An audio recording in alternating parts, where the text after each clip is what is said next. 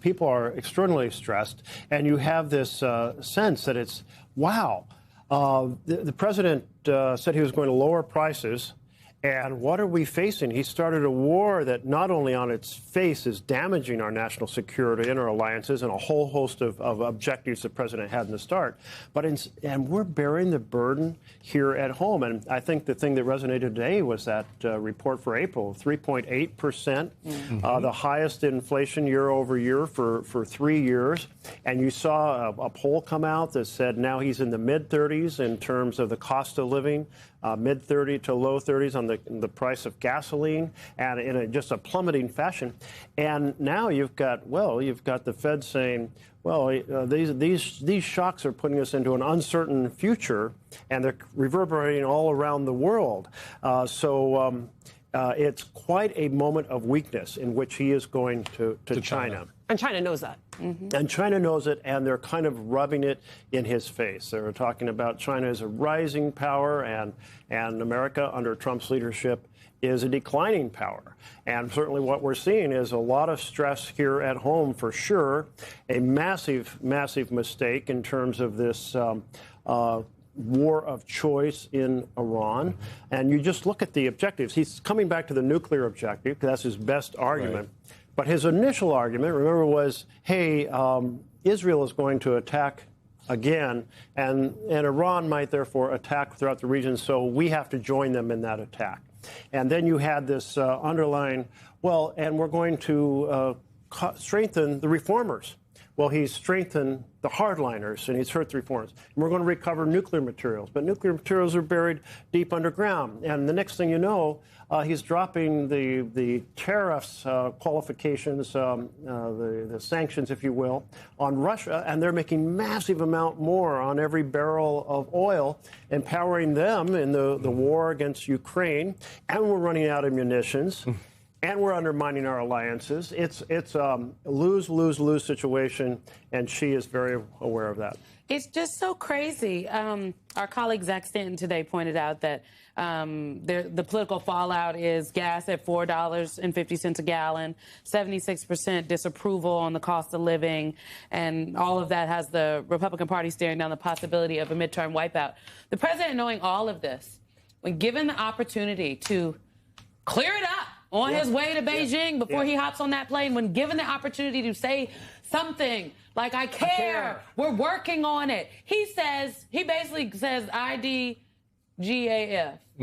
about the American people.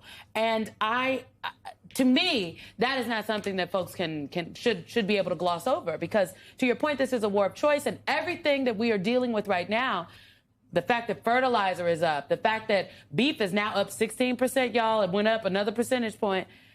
This is due to the actions of our government. Yeah. And the president specifically. I mean, in the agricultural world, they're just really hurting under both the shocks of the tariffs going up and down and all around, and the loss of some key relationships, but also the cost of fertilizer going way up. So nobody's happy this moment. And the president could say, you know what? Rising costs are an effect of the war, but I had to fight the war for this reason.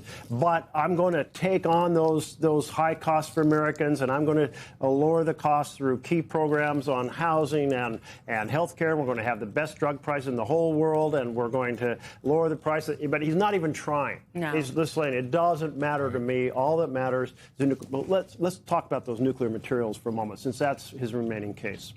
There is a path out of this war, and it looks something like Iran saying, for 5 years, we're not going to enrich.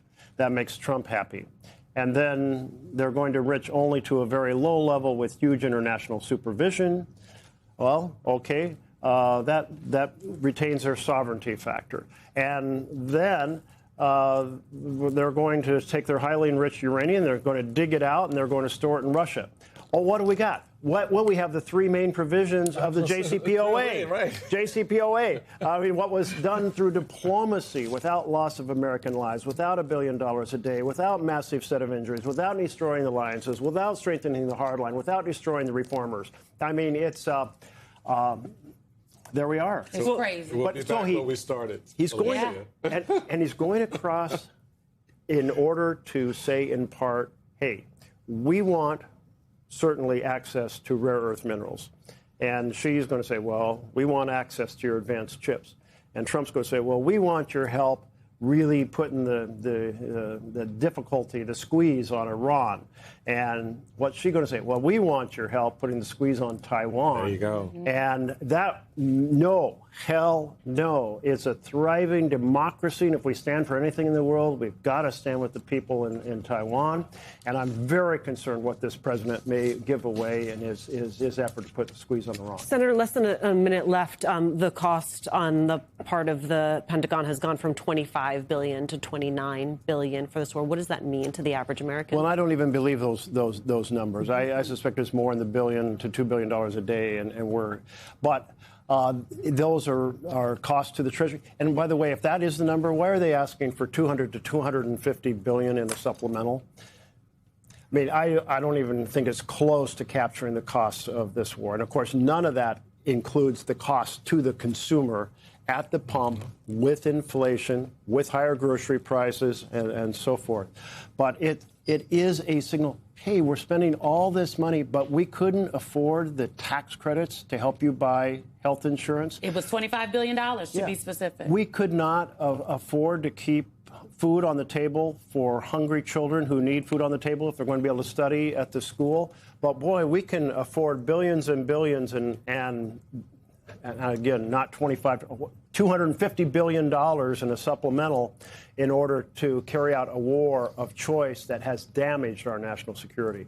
It certainly it goes back to the point, right? It doesn't just degrading the concerns of American families, the foundation for them to thrive, and trying to get some type of international victory that enables him to extract himself out of this mess he's put America in. Cue Donald Trump saying, we can't do Medicare and Medicaid and feed children at the same time. We've got to shift them onto the state. With child care, you're kidding me.